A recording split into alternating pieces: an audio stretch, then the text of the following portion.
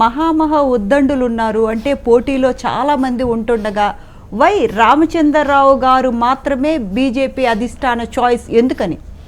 దాంట్లో 3-4 పాయింట్ అంటే నన్ను ఎన్నుకున్నందుకు మిగతా వాళ్ళు ఏదో తక్కువనని కాదు. వాళ్ళు నాకన్నా టాలెంటెడ్, వాళ్ళు నాకన్నా పెద్దోళ్ళు, వాళ్ళు నాకన్నా అనుభవజ్ఞులు. కానీ ఇప్పుడు అందరికీ ఎమ్మెల్యేలు ఉన్నాయి, ఎంపీలు ఉన్నాయి, వాళ్ళు ప్రజాక్షేత్రంలో ఉన్నారు, అక్కడ పనిచేయాలి. నేను ఇప్పుడు పార్టీగా సంస్థగా పనిచేసేటటువంటి టైం నాకు ఉంది. పార్టీ నిర్మాణం కావాలి, ఆ సమయం నేను ఇవ్వగలుగుతాను. ఇప్పుడు ఎంపీ ఎమ్మెల్యే అయితేనో వాళ్ళ కాన్స్టెన్సీ చూసుకోవాల్సి వస్తుంది, ప్రజలు వాళ్ళ అందుబాటులో ఉండాలి. కాబట్టి పార్టీ ఆలోచించవచ్చు. రామచంద్రరావు అయితే గతంలో లీగల్ సెల్ కన్వీనర్ ఉండే, ఎమ్మెల్యేగా పోటీ చేశాడు, ఎంపీగా పోటీ చేశాడు, ఎమ్మెల్సీగా గెలిచాడు, ఎమ్మెల్సీగా అనుభవం ఉన్నది. పార్టీలో జనరల్ సెక్రటరీ ఉండే, స్పోక్స్ పర్సన్ ఉండే, యువమోర్చాలో పనిచేశాడు. ఇంత అపారమైనటువంటి అనుభవం అయితే ఉందో నాకు, ఆ అనుభవాన్ని ఈ విధంగా పార్టీ కోసం వాడదాము అనే ఆలోచన పార్టీకి ఉండొచ్చు. అంటే అసంతృప్తి, ఇప్పుడు రాజాసింగ్ ఇష్యూనే తీసుకుందాం మనం. రాజాసింగ్ గారు ఎందుకు పార్టీ నుంచి రాజీనామా చేసి వెళ్ళిపోయారు? మిమ్మల్ని అధ్యక్షులుగా అనౌన్స్ చేసిన వెంటనే ఆయన రాజీనామా చేస్తున్నట్టు అనౌన్స్ చేశారు, ఎందుకని? ఎప్పుడో ఒక మనిషి ఎందుకు అట్లా బిహేవ్ చేస్తాడో ఎవరికి తెలియదు కదా. ఇప్పుడు అదే ఆ ఇష్యూ ఏతుందో అది మా అధిష్టానం దగ్గర ఉన్నది. అధిష్టానం ఒక నిర్ణయం తీసుకున్నది. ఆ నిర్ణయం ప్రకారము ఎవరైనా నడుచుకోవాలి. సో ఎందుకు చేశారు, ఎవరు చేశారు, ఎవరు మనసులో ఏముందని మనకు తెలియదు కదా. అది దానికి మనకు సంబంధం లేదు. కానీ ఏది ఉన్నప్పుడు కూడా పార్టీ క్రమశిక్షణ పార్టీ. ఎవరైనా క్రమశిక్షణ ఆ పరిమితిలో ఉండాల్సిన అవసరం ఉంది.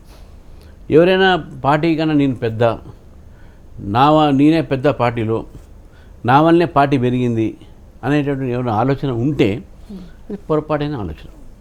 అంటే మీరు అన్నట్టు డిసిప్లినరీ యాక్షన్ తీసుకోవచ్చు రాజాసింగ్ గారి మీద. నాకు తెలిసినంత వరకు 2018లో ఒకే ఒక్క ఎమ్మెల్యే గెలిచారు రాజాసింగ్ గారు. అసెంబ్లీలో బీజేపీ తరఫున గళం వినిపించిన నాయకుల్లో రాజాసింగ్ గారు ఒకరు. అలాంటి రాజాసింగ్ గారిని అంటే ఇప్పుడు ఓల్డ్ సిటీలో కానీ అంటే తన స్వరం గట్టిగా వినిపించిన నేత, అలాంటి నాయకుల్ని వదులుకోవటంలో అంటే అర్థం ఏంటి? ఇప్పుడు ఏదన్నా అది అధిష్టాన నిర్ణయం.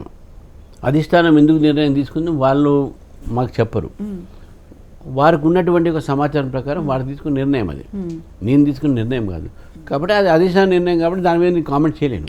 అంటే రాజీనామాని అంత తొందరగా నడ్డా గారు యాక్సెప్ట్ చేసేయటం అన్నది మనం ఎలా చూడాలి? సరే సార్, ఇవన్నీ పక్కన పెడితే మిమ్మల్ని అధ్యక్షులుగా అనౌన్స్ చేసిన వెంటనే ఆయన రాజీనామాను ప్రకటించారు. ఈలోపు మీరు అధ్యక్ష పదవిలో ఏమన్నా వెళ్ళి బుజ్జగించడానికి ట్రై చేశారా రాజాసింగ్ గారిని? ఇప్పుడు నేను అధ్యక్షుడిగా అనౌన్స్ అయిన తర్వాత నేను చాలామందితో మాట్లాడాను, అందరితో మాట్లాడాను. ఎవరెవరైతే నాకు ఫోన్కు రెస్పాన్స్ ఇచ్చారో, నా పిఏ ఫోన్కి చేశారో, నేను అందరు ఎమ్మెల్యేస్కు, అందరు ఎంపీస్కు మాట్లాడాను. అందరు నాకు మంచి రెస్పాన్స్ ఇచ్చారు. కొంతమంది కొన్ని వ్యక్తిగత కారణాలు రాలేకపోవచ్చు అక్కడ. వాళ్ళు ఎవరైతే అవైలబుల్ ఉన్నారో వాళ్ళతో మాట్లాడాను. అవైలబుల్ లేని వాళ్ళతో నేను మాట్లాడలేకపోయాను. కానీ అందరినీ ఫోన్ చేశాను, ఈవెన్ ఆయన కూడా నేను ఫోన్ చేశాను. ధర్మపురి అరవింద్ గారు కానీ, లేకపోతే బండి సంజయ్ గారు కానీ, లేకపోతే డీకే అరుణ గారు కానీ, ఈవెన్ రఘునందన్ రావు, అలాంటి వాళ్ళందరూ ఎక్స్పెక్ట్ చేశారు ఈ పదవిని.